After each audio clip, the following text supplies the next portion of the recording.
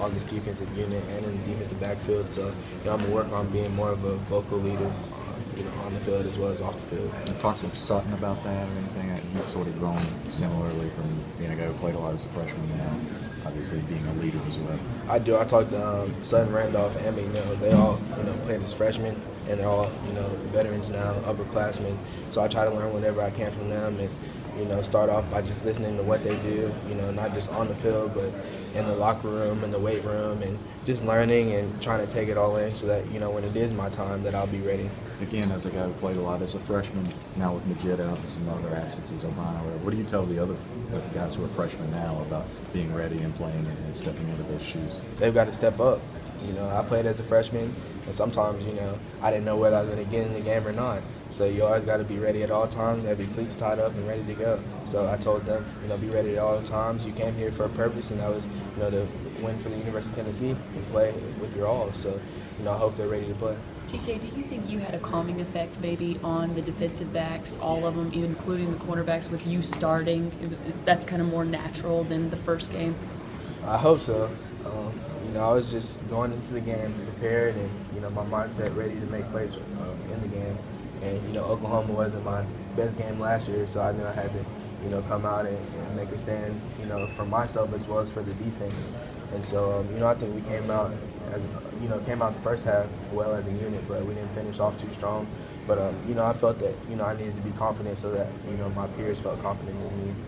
Does the way that game ended make it, I guess, sting even more because y'all played such great defense for about 3.5 quarters? Is that, I know you probably want to focus on the full game, but the way it ended, does that kind of leave a sour taste? I'm not going to lie, it does. It was a tough game. It came down to the end. Everyone hates losing, especially when it's a close game. But at the same time, a loss is a loss. You got to take it for what it's worth and move on and focus on Western Carolina.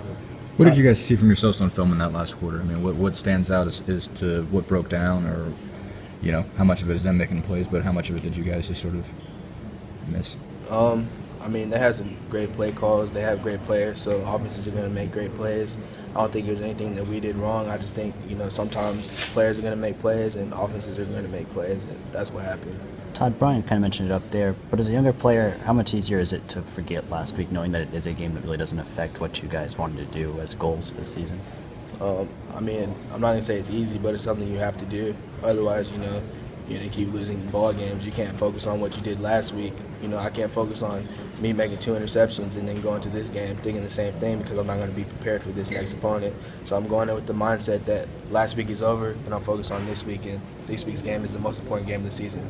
TK, you remember everything from Saturday night's game? You took a pretty hard hit there, and I saw the trainers keep your helmet on the sideline. Do you remember it all? Yeah, I was waiting on somebody to ask about that. I'm perfectly fine. I'm good to go. Me and Jalen Reeves may have been bumped heads on the field.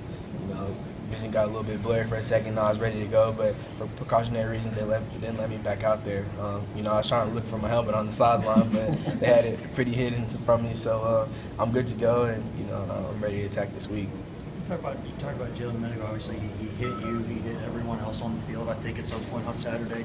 I know you're primarily concerned with the DBs, but just how effective was Jalen in that game?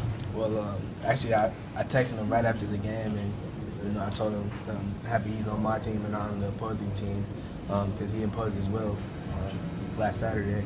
I told him that's what we need out of him as a leader. He's one of the leaders on our team, and basically he just has a dog mentality that no one can block him, and that he can make every play on the field. I told him to keep doing that, and hopefully, he can rub off on me.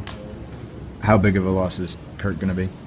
Well, I'm not really sure what's going on with him. I know he's there to support us, whether he's out or not. I'm not really sure what the circumstances are, but he's a vocal leader, so regardless of what happened, he'll be there for us, and I know he will.